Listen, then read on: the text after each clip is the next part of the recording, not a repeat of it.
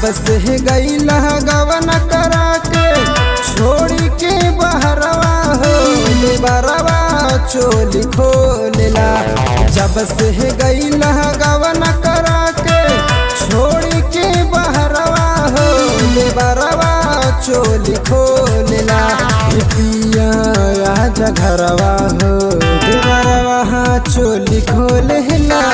राजा आजा घरवा हो बरवा चोली खोलेला। सैया आजा घरवा हो।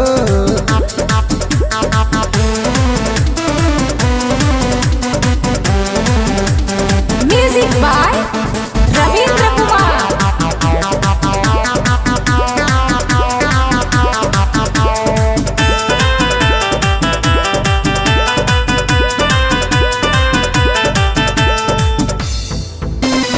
घर आजा हो राजा जी घर आजा हो तदेवरा जबरी रोज हमारा के धरेला पाजा हो।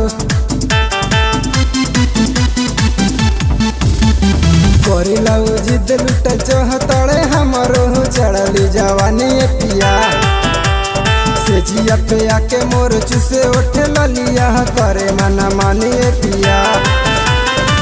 ढोरिए पे हमारा गड़बले बाना जा रहवा गड़बले बाना जा रहवा। पिया आजा घरवा हो बरवा चोली खोलेला। राजा आजा घरवा हो बरवा चोली खोलेला।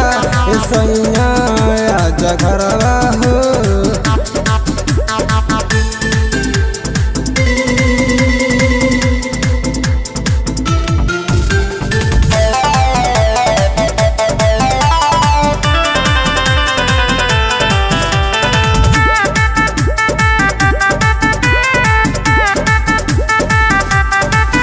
लहर उठता पिया लहर उठता हो हमार हौल राजा जी कहर उठता। रवि रफ्तार तो हर कारी इंतजार हम रोज रात भरे पिया। बुझला रविंद्र नहीं मानवा के फील कैले बड़ घाते पिया।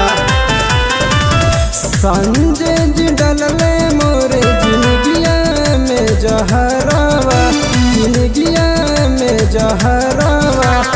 पिया आजा घरवा हो बरवा चोली खोलेला। राजा आजा घरवा हो बरवा चोली खोलेला। सैया